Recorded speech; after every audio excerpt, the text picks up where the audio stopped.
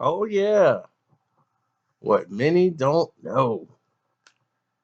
So a lot of people don't realize that even if the NBA is, we won't say fixed, controlled, governed,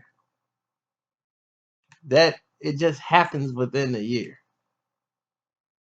No, they set this stuff up years down the road. Now, sometimes things don't go their way. Players get hurt. Changes have to be made. And there's always a shock to the system.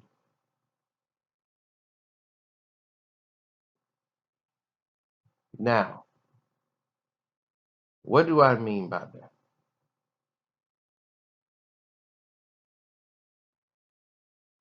Well, let's take a look. Karl Malone, Michael Jordan. You see it? This came out in 92, 1992. In 1994, they were already going to make their plans. They based everything off of the games after Jordan won the championship, went to the Olympics, came back. Everyone was making their case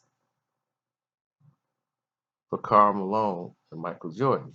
So the NBA was conditioning you. See, back then it was magazines. They were conditioning you, getting you ready to see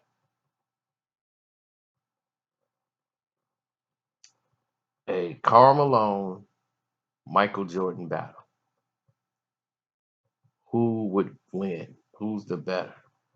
Because Carl went off on the organization saying you guys aren't doing enough to help me win a championship, and I'm tired of doing this. So Carl was talking about leaving. He sat around listening to everyone talk about what their teams are gonna do, and he didn't feel confident that he had the players to win a championship when he was on that dream team. So he went back angry, talking with organization. It was the first time Carl Malone has ever talked to management like that. Like got serious, like I want to win a championship. Not just win games or win 50 games in a season. We want to win a championship. And I know we don't have the players here to get it done. This is the first time organization like, okay, well, let's do it for Carl. The Utah Jazz got serious about getting players on the team to help them vie for a championship. And the team got a lot better fast. They made it to the Western Conference Finals a couple of times during this run. But what had happened was Charles Barkley became the star of the whole dream team. The best player that summer was clearly Charles Barkley. And the NBA said, wow, Charles was incredible. We got to get Charles out of Philadelphia. So they worked on a team, a plan to get Charles Barkley over to the Phoenix Suns so they could do Jordan and Barkley. That's going to be hot. And what people don't realize is that the Phoenix Suns really truly lost in the first round to the Los Angeles Lakers. It was the best of five series back then. They were down, they lost the first two games. A team that was predicted to go to the NBA Finals had the best record in the NBA. Lost the first two games at home to the Los Angeles Lakers without Magic Johnson. And in game 5, they were seconds from elimination. And Barkley got a tip dunk to keep them alive. That was really basket interference, but it kept them alive. And they barely came back and won that game.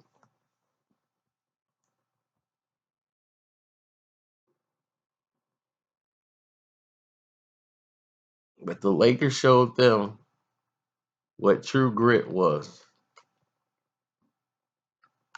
and respect. Now, Karl Malone, he's happy with the fact that the teams are getting better. And they were going to play in the finals against Michael Jordan in 94.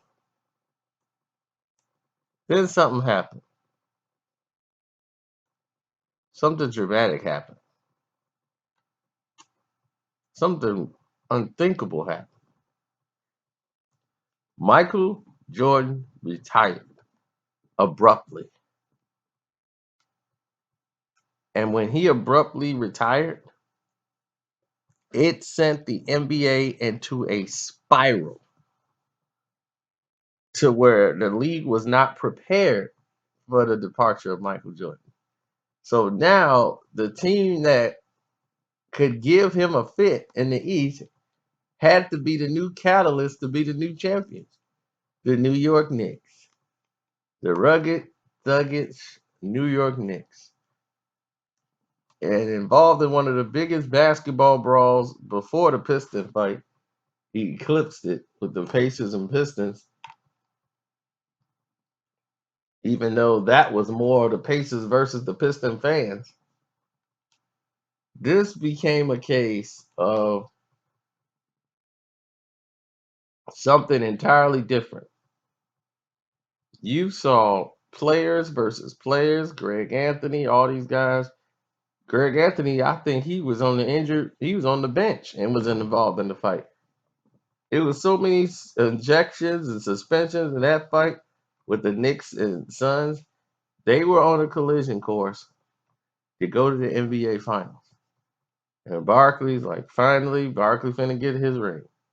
They're gonna go back to the finals and they're gonna win it. But nobody saw the Houston Rockets with a rookie, Sam Cassell, Kenny Smith, who ended up having the best playoffs he's ever had. And the dream, well, a dream is just a dream, sweetheart. Hello, hello again. He definitely set the tone.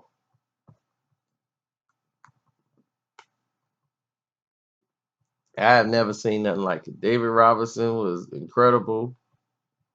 David Robinson was one of the actual best they've ever seen as far as basketball playing wise. He was on another level. I mean, he was doing it. When Rodman got there, David Robinson became MVP. That's how great Dennis Rodman was. The man scored 73 points in a game with the help of Dennis Rodman. And Akeem Olajuwon made him look like a child out there. Then when the Phoenix Suns thought the game was all won, Mario Ellie hits a three to beat them. How would you give that up? They have had a mental collapse in I don't know how many games. The Phoenix Suns is probably the most underachieved NBA team in history because they kept beating themselves in the clutch.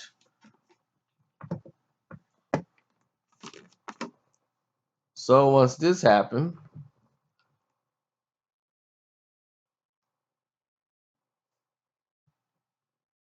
it's done.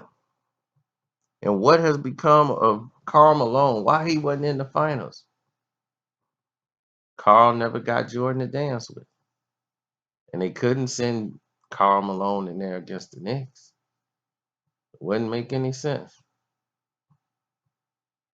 to put Karl Malone in there with the New York Knicks. Just wouldn't look right. The only way you could sell Karl Malone, the mailman, if you had Michael Jordan to go along with it.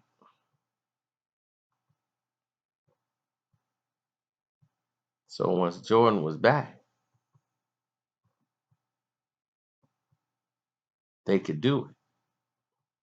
Barkley was getting ready to embark on a new journey, and this time the Seattle Supersonics, Sean Kemp, Gary Payton, time was running out on them. They had their glory years.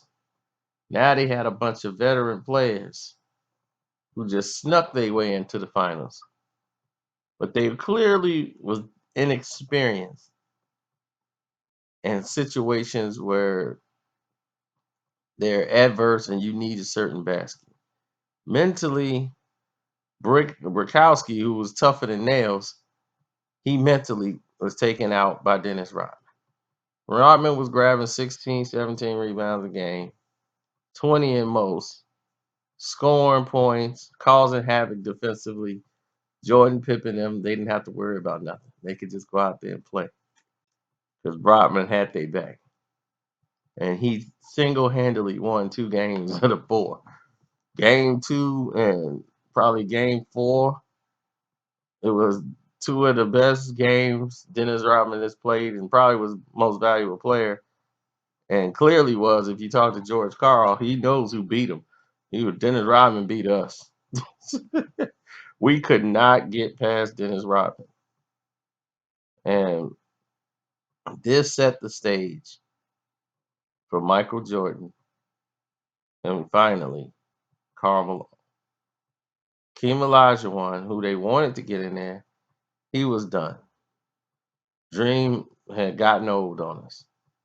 So putting Jordan against Hakeem Olajuwon when everybody was saying who's the best player in the world and who's the best draft pick, they were trying to build that up, but Dream was done. He finally won a championship in his last gas years. And the Dream knees were starting to fade out on him, and his time had went. Dream didn't want to believe that and ended up going to Toronto to finish out his career. But we finally got Karl Malone versus Michael Jeffrey Jordan. Karl was MVP that year. They put a lot of veteran players on his team to help him get to the level. Now you got Hornacek, Stockton, Malone, and a bunch of cast members to help him get to the finals, and here they go. And the first one was so explosive. They were like, wow, good. While we rebuilding everything, let's run it back. Jordan versus Malone. Now, here's the kicker. This thing was supposed to go 7 games. In the last series, it was supposed to go 7 games. Michael Jordan and the Bulls knew how to close in adverse situations. When the seconds are ticking, your performers perform. Jordan's a veteran of it. He mastered these adverse situations. Karl and Utah Jazz, Barkley, the Suns, they haven't. I felt so bad for Barkley because every team he got on, he got beat by a buzzer shot. And he just couldn't believe they would lose.